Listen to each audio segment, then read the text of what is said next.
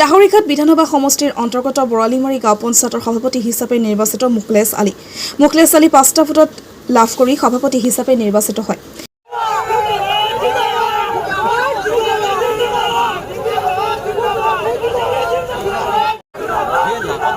এটা ভোট নাকচোৱাত ৫টা ভোট লাভ কৰি মুখলেছ আলী সভাপতি হিচাপে নিৰ্বাচিত হয়। বৰালিমাৰী গাঁও পঞ্চায়তৰ সৰ্বাংগীন উন্নয়ন কৰিব বুলি নৱনিৰ্বাচিত সভাপতি মুখলেছ আলীয়ে সংবাদ মাধ্যমৰ আগত জানিব দিয়ে।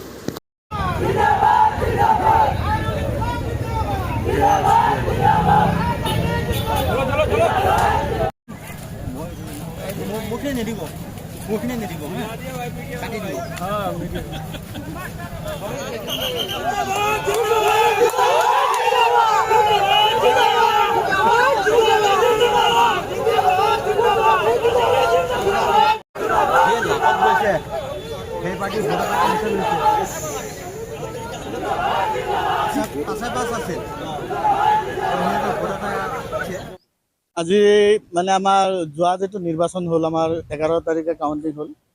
মই বৰালিমাৰী পঞ্চায়তৰ গৰৈমাৰী গাঁৱৰ 9 নম্বৰ ৱাৰ্ড ঘৰ পৰা সিলেকশ্যনত পাছ কৰিছিলোঁ।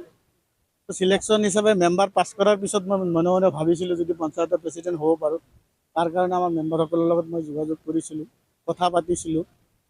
আৰু মই আগতেও পঞ্চায়ত প্ৰেচিডেণ্ট আছিলোঁ, সেই হিচাপত তেখেতসকলে মোক আজি সমৰ্থন দিলে। আমাৰ পঞ্চায়তৰ 10জন মেম্বাৰৰ পৰা মই 7জন মেম্বাৰৰ সমৰ্থন পাম বুলি ভাবিছিলোঁ। তাৰে মাজত আমি 5জনৰ সমৰ্থন পাইছোঁ। এটা বুথ কেঞ্চেল হৈছে, সেইটো মানে কেঞ্চেল হোৱাৰ কাৰণে মই 5টা বুথ পোৱাৰ লগে লগে তেখেত আমাৰ এগেইনষ্ট পাৰ্টিটো এটা বুথ পাইছে, 4টা বুথ পাইছে, এটা বুথত মই জয়ী হৈছোঁ। আমি এনে আজিৰ দিনত ক'বলৈ গ'লে পঞ্চায়ত প্ৰেচিডেণ্ট হিচাপে কোনো ৰাজনৈতিক দলত মই নাই। প্ৰেচিডেণ্ট হিচাপত এটা ব্যক্তিগত হিচাপত দল আছে, আমাৰ কংগ্ৰেছ দলৰ পৰা আমি বিলীন কৰোঁ, কিন্তু আমি পঞ্চায়তৰ ৱাৰ্ড মেম্বাৰ হিচাপত কোনো দল নাই, আৰু পঞ্চায়ত প্ৰেচিডেণ্ট হিচাপতো আমাৰ কোনো দল নাই। পঞ্চায়ত চেয়াৰখনত কোনো দল নাথাকে মোৰ বোধেৰে, আৰু পঞ্চায়ত চেয়াৰখন কোনো দল এইবাৰ আমাৰ সন্মানীয় মুখ্যমন্ত্ৰী ডক্টৰ হিমন্ত বিশ্ব শৰ্মা ডাঙৰীয়াই পঞ্চায়তৰ চেয়াৰখনত দল নোহোৱা বনাইছে।